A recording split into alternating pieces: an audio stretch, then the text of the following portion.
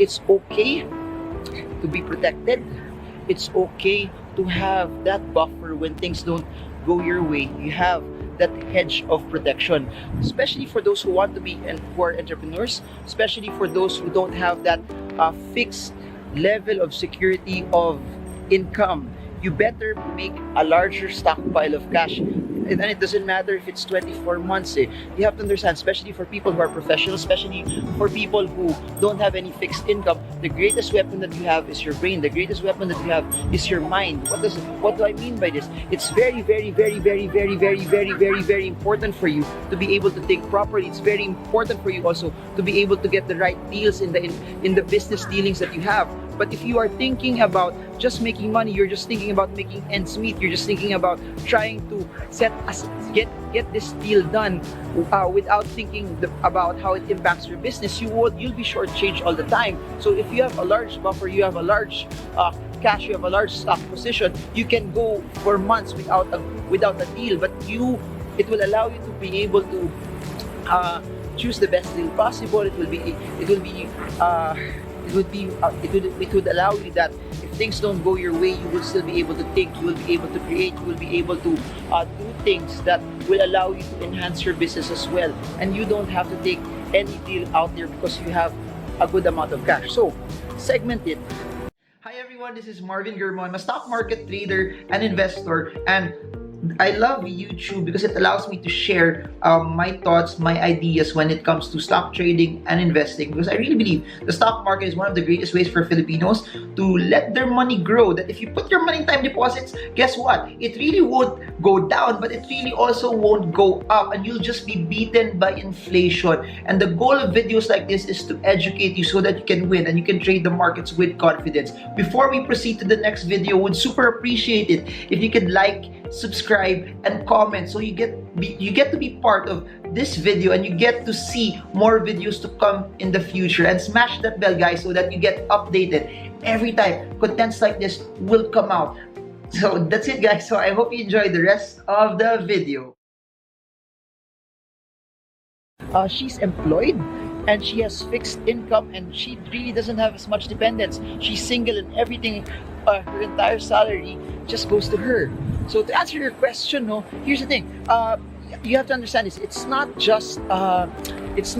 a one-size-fits-all thing. I'm just going to give you some principles on how you can actually figure it out, pin it, and how you can actually set some groundwork when you do your emergency fund. So for those who don't know what an emergency fund is, by the way, an emergency fund is an amount that you set aside that should emergencies come your way, you have the right amount of money to be able to hedge you. It's a shroud of protection that if a flat tire comes, your car has problems, someone in the family gets sick, you need to buy medicine, there's a typhoon, things that are unexpected emergencies that may come your way, that if you don't have enough cash, you don't have a buffer, you might go into debt to be able to do it. And people have this how do I put this? They have this mistake of investing too much.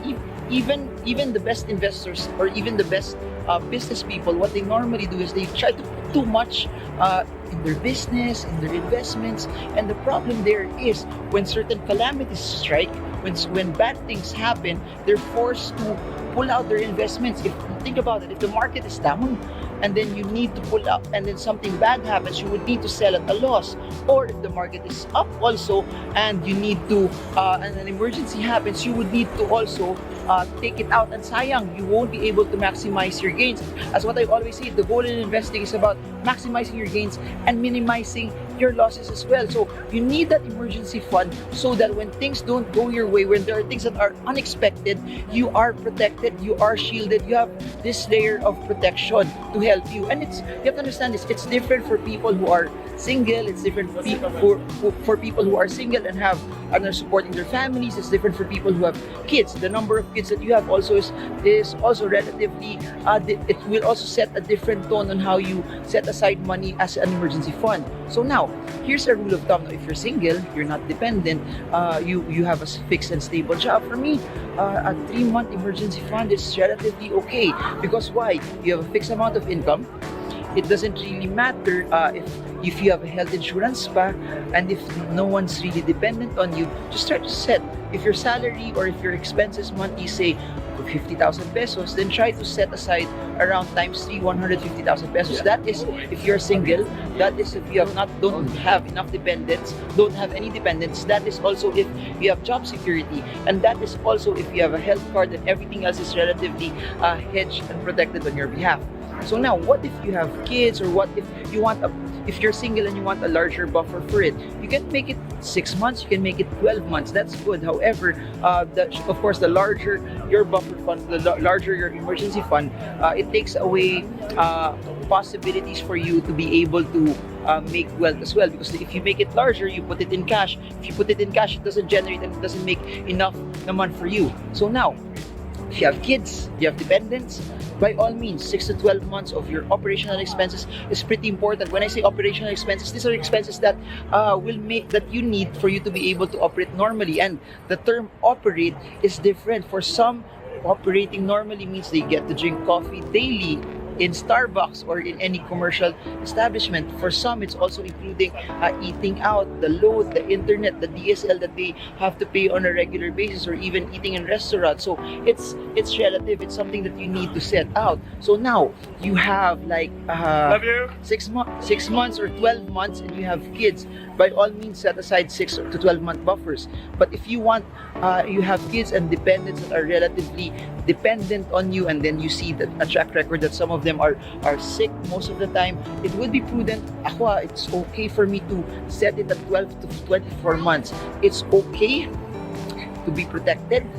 It's okay to have that buffer when things don't go your way. You have that hedge of protection, especially for those who want to be and who are entrepreneurs, especially for those who don't have that fixed level of security of income. You better make a larger stockpile of cash. And then it doesn't matter if it's 24 months. You have to understand, especially for people who are professionals, especially for people who don't have any fixed income, the greatest weapon that you have is your brain. The greatest weapon that you have is your mind. What do I mean by this? It's very, very, very, very, very, very, very, very, very important for you to be able to think properly. It's very important for you also to be able to get the right deals in the business dealings that you have. But if you are thinking about just making money, you're just thinking about making ends meet, you're just thinking about trying to get this deal done without thinking about how it impacts your business, you'll be shortchanged all the time. So if you have a large buffer, you have a large cash, you have a large stock position, you can go for months without a deal, but it will allow you to be able to choose the best deal possible. It would allow you that if things don't go your way, you will still be able to think, you will be able to create, you will be able to do things that will allow you to enhance your business as well. And you don't have to take any deal out there because you have a good amount of cash. So segment it.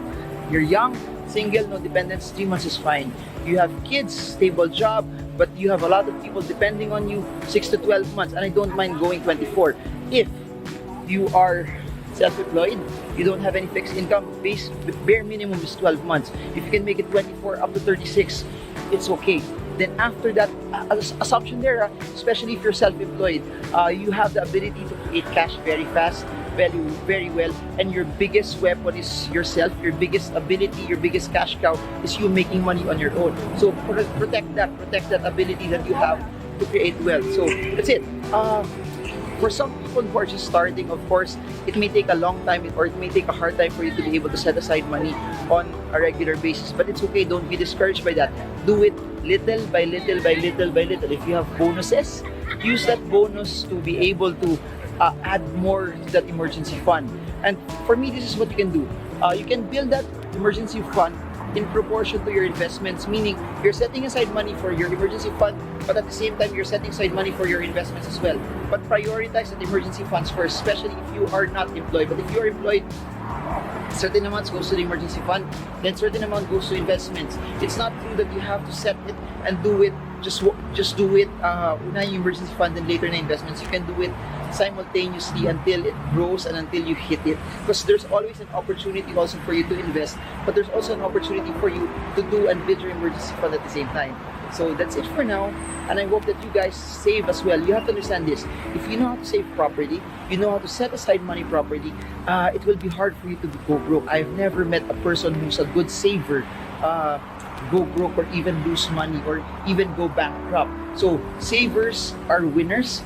People who know how to save will have opportunities later on. Savings positions you that if something bad happens, you are protected and you will have an opportunity also to make good money later on. So that's it for now.